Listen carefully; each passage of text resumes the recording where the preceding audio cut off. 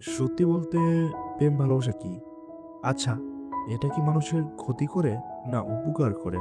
চলুন জেনে নেই। হুমায়ূন আহমেদ প্রেমের সংজ্ঞা দিয়েছেন ঠিক এভাবে: প্রেমে পড়া মানে নির্ভরশীল হয়ে পড়া। তুমি যার প্রেমে পড়বে সে তোমার জগতের একটা বিরাট অংশ দখল করে নেবে। যদি কোনো কারণে সে তোমাকে ছেড়ে চলে যায়, তবে সে তোমার জগতের ওই বিরাট অংশটাও নিয়ে যাবে। তুমি হয়ে পড়বে শূন্য জগতের বাসিন্দা। অপেক্ষা বইয়ে তিনি লিখেছেন, পৃথিবীর সবচেয়ে আনন্দময় জিনিসগুলির জন্য কিন্তু টাকা লাগে না, বিনামূল্যে পাওয়া যায়। যেমন জ্যোৎস্না, বর্ষার দিনের বৃষ্টি, মানুষের ভালোবাসা। এই মেঘ, রৌদ্র ছায়া বইয়ে হুমায়ূন আহমেদ লিখেছেন, কাউকে প্রচণ্ডভাবে ভালোবাসার মধ্যে এক ধরনের দুর্বলতা আছে। নিজেকে তখন তুচ্ছ এবং সাধারণ মনে হয়।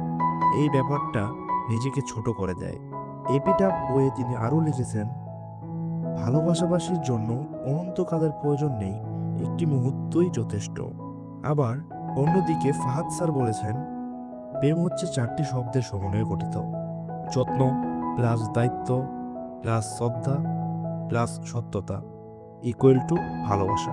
ছাড়া 1-2 সপ্তাহ বা 1 মাস অথবা কয়েক মাস বন্ধুত্ব থেকে প্রেমে পড়ে, আর তখন যদি তাকে প্রশ্ন করা হয় কেন প্রেম করার ইচ্ছে হলো বা বন্ধু থেকে প্রেমটা কিভাবে, তাহলে 90% উত্তরই দেয়, ও আমাকে খুব ভালো বুঝে আর খুব কেয়ারিং।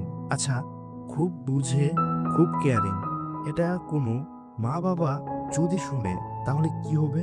আমার মনে হয় কষে একটা চোর মেরে বলবে, তোর এইটুকু জীবনে কয়টা দিনের বোঝা আর কেয়ারিং এ আমাদের সব কেড়ে ভরিয়ে দিলি।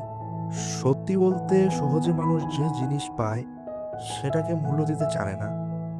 মা বাবার ভালোবাসার আমরা সন্তানরা খুব সহজেই পাই, এই জন্য আমরা এই গভীর ভালোবাসার অমূল্যায়ন করি। তো আমার মনে হয় প্রেম ভালোবাসার পিছনে না ছুটে নিজের জীবনটাকে গুছিয়ে নেওয়াই তোমার জন্য ভালো হবে। ধন্যবাদ সবাইকে ভিডিওটি দেখার জন্য। ভালো থাকবেন, সুস্থ থাকবেন। দেখা হবে নতুন কোনো ভিডিওতে।